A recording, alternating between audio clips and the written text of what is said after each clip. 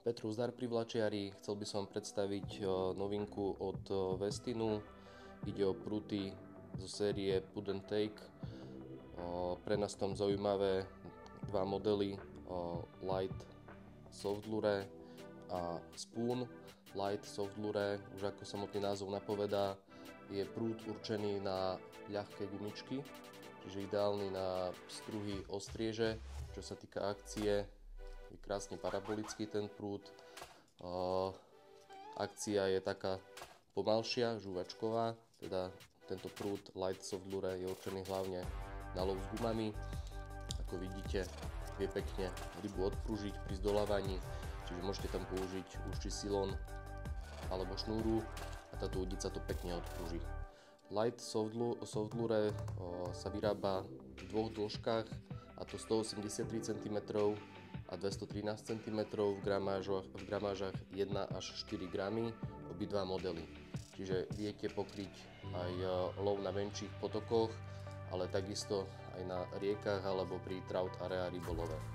Čo sa týka modelu Spoon, už ako názov napoveda, je určený hlavne na lov s plandavkami alebo s tvrdšími nástrhami, čiže viete tam použiť buď plandavku alebo nejaký wobbler, prípadne rotačku.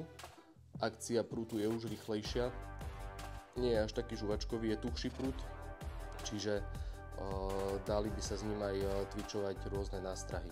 Tá akcia už je menej parabolická, ale stále dostatočne odpruží tú rybu pri zdolávaní. Tento prúd by som doporučil, tak ako názov napovedá, na lov s plandavkami pri trout area na ďaleké hody alebo pri love na rieke s menšími wobblermi, plandavkami či rotačkami.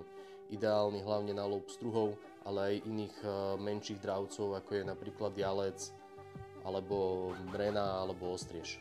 Model Spoon sa vyrába takisto iba v dvoch dĺžkach, a to 183 cm a 213 183 cm verzia je v gramáži 2 až 7 gramov, 213 cm verzia je v gramáži 2 až 10 gramov, čiže viete tam kľudne zavesiť trošku ťažší wobbler a vie vám to pekne ďaleko lietať.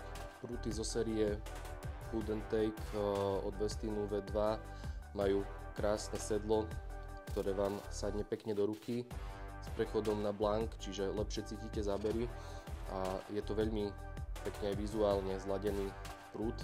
Čo sa týka blanku, je lakovaný, čiže aj na oko veľmi pekný prúd. Cenovo sú tieto prúty tiež veľmi dostupné. Kratšie verzie stoja 79 €, tie dlhšie verzie stoja 89 €.